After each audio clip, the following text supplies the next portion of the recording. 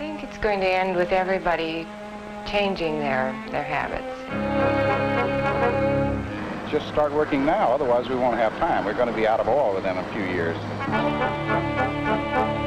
Natural gas is getting short, everything's getting short, and unless we can harness the power of the sun, it's going to run out eventually. The power of the sun. At one time or other, the sun has been to man God, King, Father, Brother. But beyond all that, the controlling force of all that lives and moves here on Earth. Its fiery element would change the course of continents and seas, would send awesome currents of pure energy charging through the atmosphere.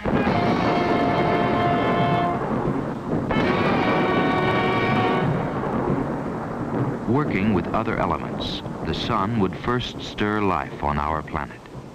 Gradual shiftings and upheavals would bury creatures and plants beneath the surface of the Earth.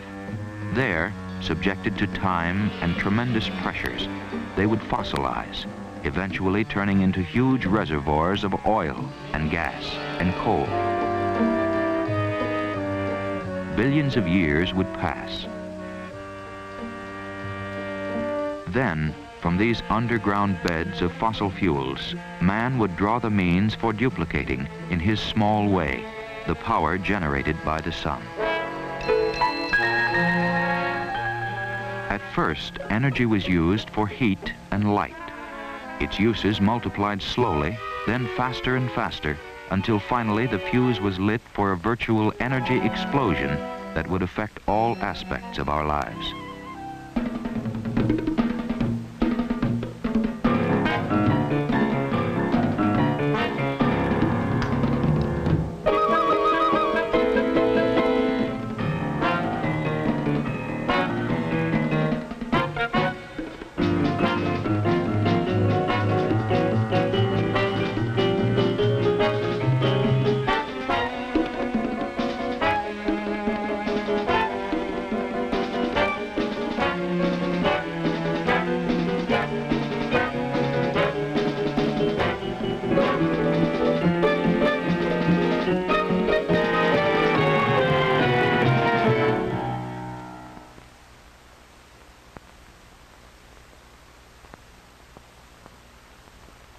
When a circuit breaker or fuse blows in our home, it's not because there's no energy available. It's simply that we've called for more energy to be delivered to a given place than the line can take, and the whole system blows. The principle of the household fuse or circuit breaker, keeping supply and demand in near balance, can be extended to all forms of energy. All, in effect, have circuit breakers. And when the demand grows greater than the immediate supply, the circuits break. Attention all passengers. Flight 307 is canceled until further notice. It was announced today that gasless Sundays will go into effect as of next month. And when several circuits break at the same time, we have an energy crisis.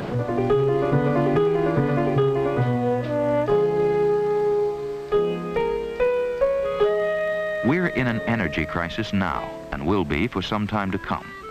All we can do is face it, recognize it, and meet the challenges it poses.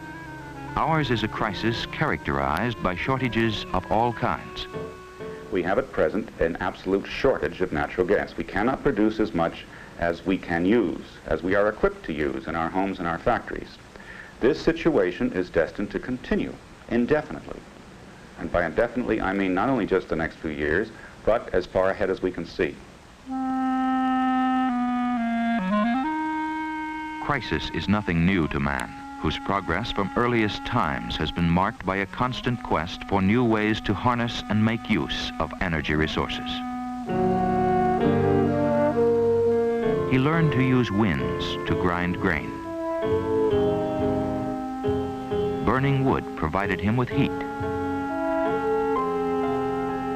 With the coming of steam engines, wood would become the source of fuel to push ships and trains across the face of the earth.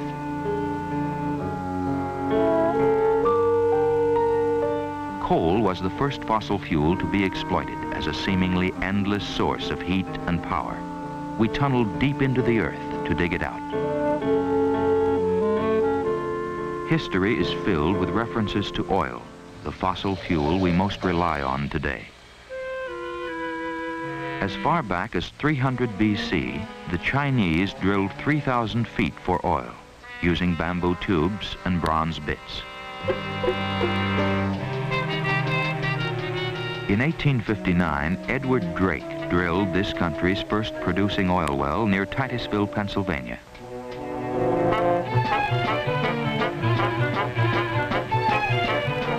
The coming of oil triggered a rush to likely-looking spots as prospectors set out to claim quick and easy riches. Spindletop in East Texas, the Seminole Fields of Oklahoma.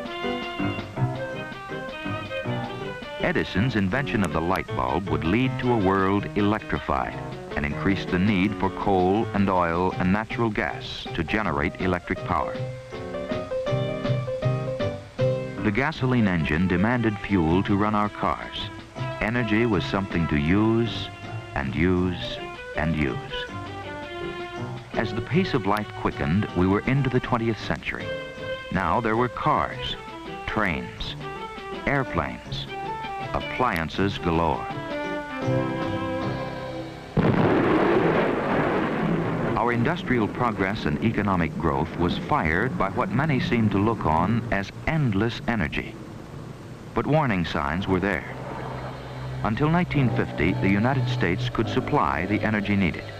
But in less than 25 years, we found ourselves in trouble. Each year, we used 5% more, doubling our demand every 12 to 14 years. Coal production stayed at 1940s levels. Crude oil production dropped. In 1968, natural gas consumption began exceeding new discoveries. Oil companies during this period were encouraged to get oil and gas from other countries. By 1970, we imported 1/3 of our oil and gas, relying on others to meet new needs. Then in 1973, the big Middle East producers cut off oil shipments to major consuming countries. When the embargo was lifted, the price of foreign oil had jumped from $3 to $12 a barrel, 4 times higher than before. More than $20 billion left the United States. No one was spared its impact. Well, just looking at my bills, I'm getting upset. Paying more for electricity every month. And the gasoline is going up. And I'm used to being able to go when I want to, but suddenly I think I'm going to have to start curbing my habits. My family and I have tended to conserve energy, both in limiting the use of our cars, plus cut back on the heat in the home, less use of the air conditioner, and in general, a conservation ethics has come across our house. What I've seen of people, most of them are pretty selfish.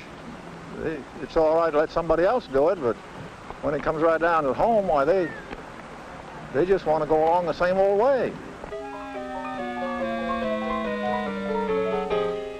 Although some went on in the same old way, eventually the Middle East embargo would be felt by all of us. 1 out of every 7 gallons of oil we'd been using to power our homes, our cars, our businesses, and our schools just wasn't there anymore. At the height of the embargo, 500,000 people were thrown out of work. Products we manufactured and sold dropped from $10 to $20 billion